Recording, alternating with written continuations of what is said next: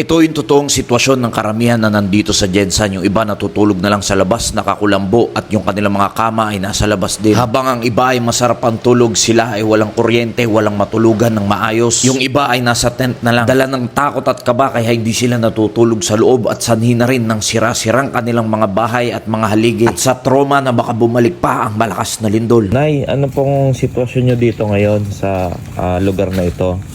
Mahirap pero wala kaming magawa kahit ganito na. Kayanin lang, laban. Kailan pa po kayo walang kuryente po dito? Mula nung nung Monday, yung talaga. Ito na po yung ibang mga naripak. So marami-rami na po. No? So yun yung mga bigas.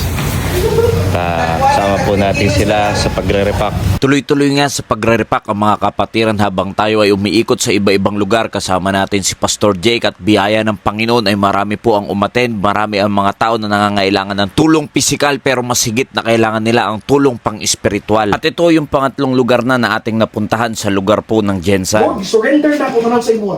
Imuha niya kinabuhi. Ikaw na yung mahibaluan eh. Pwede ba?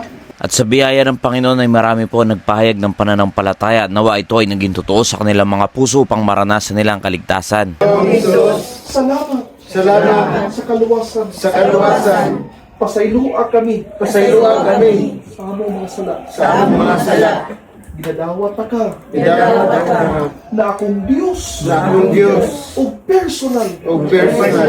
Na manluluwas. By the way, ako po ay nagbablog sa social media. Yeah! O, tapos, marami po mga Kristiyano din doon, mga ibang bansa pa, yung iba nagpapadala para po makatulong po sa mga tao. Hindi lang pang physical dahil gusto nila maibahagi din po yung salita ng Diyos.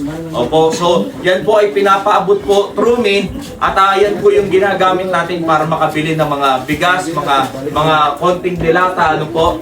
So yan lang po yung pakay namin dito kung bakit kami pumunta from Santa Rosa, Laguna hanggang dito po sa Jensan, mga minamahal, or Sarangani. Ano po? Anong purpose namin? Para marinig nyo lang po yung kaparaanan ng kaligtasan. Pero sasabihin ko po sa inyo sa araw na ito, ano man yung nakaraan mo, may tattoo ka man, ikaw man ay addict dati, ikaw man ay mabisyo, kaya kang baguhin ng Panginoon. Huwag nyo po tignan yung nakaraan nyo. Kasi kahit ano pa yung nakaraan nyo, kaya kang linisin ng banal na dugo ng ating Panginoon Jesucristo. Ano po? Ang tignan nyo po yung kakayahan ng Diyos na makapagligtas. Yung kakayahan ng Diyos na linisin tayo sa ating mga kasalanan. At pagkatapos nga po mangaral ng salita ng Diyos ay pinamimigay na natin ng mga bigas, mga tubig, mga delata, mga noodles at sa kaunting kaparaanan ay makatulong po tayo sa kanila hindi lamang pang pisikal kundi lalong higit yung kanilang pang espiritual na pangangailangan. Amen!